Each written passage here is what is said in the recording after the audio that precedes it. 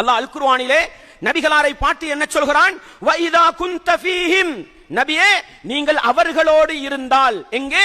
யுத்த களத்திலே இருந்தால், ஃபஅகம்த லஹுமுஸ் ஸலா, அவர்களுக்கு நீங்கள் தொழுகையை நிலைநாட்டுங்கள். யாருக்கு சகோதரர்களே? சந்தோஷமான மகிழ்ச்சியான நிலையில் இருக்கும் பொழுதல்ல, யுத்த களத்திலே அவர்களோடு நீங்கள் இருந்தாலும் அவர்களுக்கு ஜமாத்தாக தொழுவிக்க வேண்டும் என்கிற அளவுக்கு இஸ்லாம் தொழுகையையும் ஜமாத்து தொழுகையையும் வலியுறுத்துகிறது என்று சொன்னால், அன்பாண்டவர்களே, அது தனி பேர் இருக்குது. ஸலாத்துல் ஹௌஃப் என்று சொல்வோம், அச்ச நேர தொழுகை என்று சொல்வோம். அன்பாண்டவர்களே, இஸ்லாமிய உறவுகளே, யுத்த களத்தில் விரோதிகள் எதிர்த்திசையில இருந்தாலும் தொழுகையை பாழ்படுத்த முடியாது, தொழுகையை வீணடிக்க முடியாது என்று சொல்லுகிற அளவுக்கு தொழுகையில் ஒரு மனிதன் ஈடுபாடு உள்ளவனாக இருக்க வேண்டும். குறிப்பாக கஷ்டங்கள், சோதனைகள், பிரச்சனைகள் வந்தால் தொழுகையில் அதிக கவனம் செலுத்த வேண்டும்.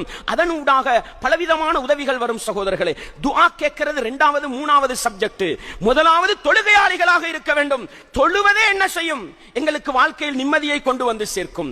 நாங்கள் தொழுகையில் ஈடுபடுவதே எங்களுக்கு வாழ்க்கையில் சந்தோஷத்தை கொண்டு வந்து சேர்க்கும். தொழுகையில் ஈடுபடுவதே எங்களுக்கு பொருளாதாரத்தில் அபிவிருத்தியை ஏற்படுத்தும். எனவே அன்பாண்டவர்களே, இஸ்லாமிய உறவுகள், தொழுகையின் விடயத்தில் பொதுபோக்கு செய்வதுதான் சோதனைகள், பிரச்சனைகள், நெருக்கடிகள் அதிகரிப்பதற்கு காரணமாக இருக்கும் என்கிற அந்த பாடத்தையும் நானும் நீங்களும் ஒருபோதும் மறந்துவிடக் கூடாது.